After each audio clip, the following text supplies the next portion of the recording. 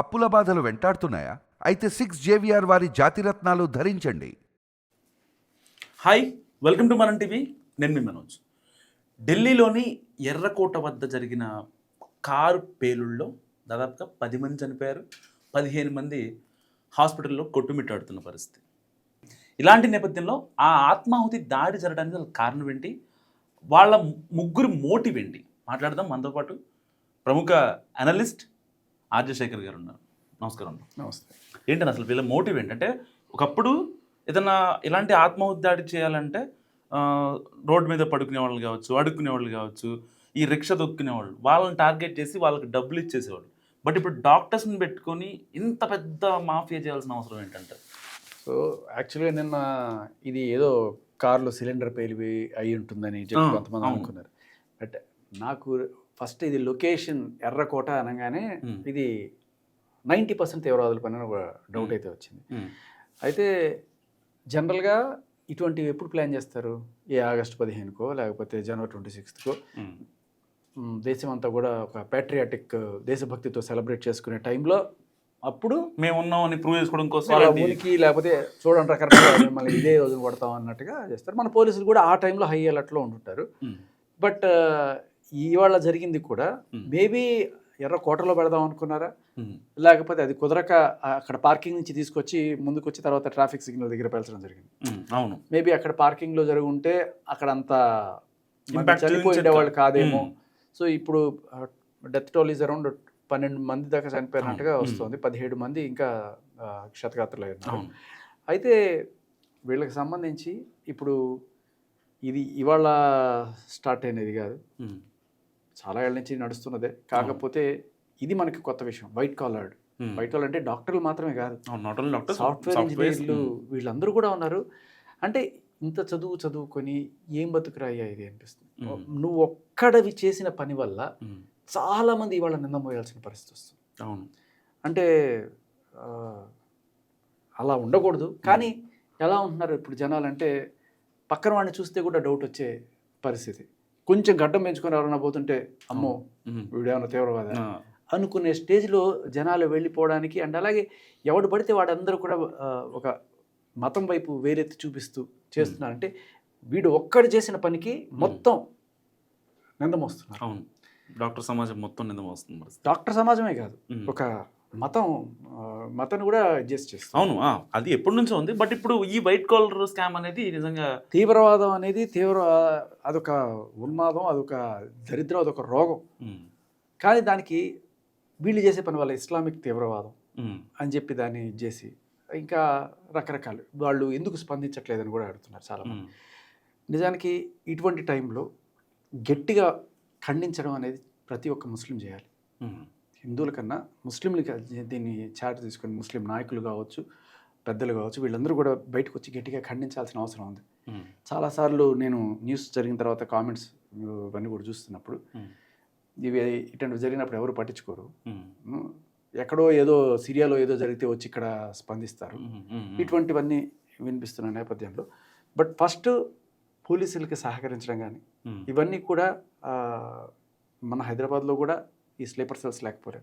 యాక్చువల్గా చెప్పాలంటే వీళ్ళని నువ్వు అనుకున్నట్టు డాక్టర్స్ ఇవి కాదు, వీళ్ళని స్లీపర్ సెల్స్ అంటారు. వీళ్ళు మనలో కలిసిపోయి అలా కొన్నాళ్ళుగా ఏదో మన సొంత వాళ్ళలాగా అనుకున్నట్టు మన ఫ్రెండ్స్ ఉంటారు. టక్ మన ఒక రోజున ఇటువంటి ఇవి బయటకు వస్తుంటాయి. దీనికి వేర్లు ఇప్పుడు కాదు, చాలా రోజుల క్రితం బీజం పడ్డట్టుగా తెలుస్తుంది. ఇప్పుడు ప్రస్తుతం జరుగుతున్న బేసిక్ ఇన్వెస్టిగేషన్లో దేశం అంతటా కూడా ప్లాన్ చేస్తున్నారు. కొన్ని ఫరీదాబాద్ లాంటి ప్రాంతాల్లో దాదాపు ఒక 3000 kgల అమోనియం నైట్రేట్, అవును, AK-47 డెటనేటర్స్ ఇవన్నీ కూడా అక్కడ పెట్టుకున్నారంటే ఎంత పెద్ద భారీ బ్లాస్ట్కి వీళ్ళు కుట్ర పన్నారని మనకు అర్థమవుతుంది. సో ఇంతమంది అసలు వీళ్ళు ఎలా ఉండగలుగుతున్నారు? ఇవన్నిటికీ కూడా ఎక్కడి నుంచి మళ్ళీ అగైన్ కాశ్మీర్ నుంచి లింక్. సో పోలీస్ ఇన్వెస్టిగేషన్ ఎక్కడి నుంచి మొదలైంది, ఎక్కడ బ్లాస్ట్ అయింది, ఆ బ్లాస్ట్ కార్ నెంబర్, ఆ కార్ నెంబర్ ఎవరిది, అది ఆల్రెడీ ఒకటి అమ్మేసి ఇంకోటికి అమ్మేసి అలా 3 చేతులు మారింది. సో ఫైనల్గా వీళ్ళందరినీ పట్టుకొచ్చారు, ఎంక్వైరీ చేశారు. ఇంకా రకరకాల డీటెయిల్స్ తోటి వాళ్ళు ఎంక్వైరీ మొదలు పెట్టారు. సో చాలా స్పీడ్గా ఎంక్వైరీ చేస్తున్నారు. ఈ ఒక్క రోజులోనే ఇంత డీటెయిల్ వచ్చిందంటే కాకపోతే ఏ జనవరి 26నో ఏ ఆగస్టు 15నో జనరల్గా అలాంటివి జరిగేది, ఈ టైంలో ఎందుకు జరిగిందనే చాలా మందికి ఒక ఇది ఉంటుంది. అవును. కానీ చాలామంది సోషల్ మీడియాలో అది ఫేక్ ప్రచారం అవ్వచ్చు. అంటే ఈ ఒక చిన్న కుట్ర భగ్నం అయిందంటే ఏదో పెద్ద కుట్ర జరగబోతుంది అని చెప్పి. పెద్ద కుట్ర ఖచ్చితంగా. ఎందుకు అంటే ఇప్పుడు 3000 కేజీలు ఎక్కడ పెట్టడానికి ఉన్నారు వాళ్ళు? అమోనియం నైట్రేట్ 3000 కేజీలు అంటే ఇప్పుడు పుల్వామా అటాక్లో 40 మంది సిఆర్పిఎఫ్ జవాన్లు చనిపోయింది ఈ అమోనియం నైట్రేట్. అవును. సో ఇది ఎంత పెద్ద భారీ కుట్రకి ప్లాన్ చేస్తున్నారు? ఈ జనవరి 26 కోసం వీళ్ళు ఎప్పటి నుంచి చేస్తున్నారా, లేకపోతే ఏంటి? జనరల్గా ఎర్రకోటలోనే కదా మన ప్రధాని జెండా ఎగరేసిన ఇవన్నీ కూడా అక్కడి నుంచి స్టార్ట్ చేస్తారు. సో కీలక ప్రసంగాలు జరుగుతాయి. అవును.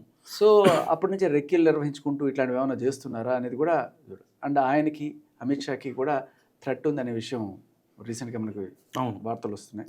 అజిత్ దోవల్కి సంబంధించిన కూడా. సో దానికి సంబంధించి ఎంక్వైరీ మొదలెడితే తీగలాగితే దొంకంతా కదిలింది అన్నట్టుగా ఈ ఎవరైతే ఈ కార్ బాంబ్ డెటోనేట్ చేశాడో అతను యాక్చువల్లీ నేను ఇంకా దొరికిపోతాను, ఎట్టి పరిస్థితుల్లో నన్ను సేవ్ చేసేవాడు ఎవడు లేడు, అయిపోయింది నా పని, ఇంకా చచ్చేదేటో చస్తాను, నాతో పాటు కొంతమంది లేపేద్దాం అని చెప్పి ప్యానిక్లో ప్లాన్ చేసిన అటాక్ అన్నట్టుగా ప్రస్తుతానికి అందుతున్న సమాచారం. ఏంటంటే వీడితో పాటు ఉన్న కొంతమంది ఈ టెర్రరిస్ట్ దోస్తులు వీళ్ళందరూ కలిసి ఈ అటాక్లో ఉంది అనే విషయం ముందుగానే గమనించారు పోలీసులు. వాళ్ళు ఆల్రెడీ ఇన్వెస్టిగేషన్లో ఆల్రెడీ ఈ తీగ లాగుతున్నారు, ఆల్రెడీ కొంతమంది అరెస్ట్ చేశారు. తర్వాత ఖచ్చితంగా వీడే అని చెప్పి తెలుస్తోంది. వీడిని ఎలాగోలా పోలీసులు పట్టుకునేవాళ్ళు, పట్టుకుంటే నా పరిస్థితి 3rd డిగ్రీకి వెళ్ళిపోద్ది, ఇంకా నాకు ఏమవుతుందో తెలియదు, దానికన్నా నేను చచ్చిపోవడమే బెటర్ అనుకున్నాడేమో. పోతూ ఇలా ఒక బ్లాస్ట్ ఏదైనా చేద్దామని చెప్పి వాళ్ళు చెప్తారు కదా, జిహాదు లేకపోతే పైకి పోతే 72 మంది వస్తారు, ఇట్లాంటి వాళ్ళని అంటే అలా బ్రెయిన్ వాష్ చేస్తారు. ఒక మనిషి తను చంపుకొని ఇంకొక మంది చంపడానికి ప్రిపేర్ అవుతున్నాడంటే అంత ధైర్యవంతుడు. వాడి తెలివిని వేరే చోట పెడితే వాళ్ళు ఏం చేస్తున్నారు?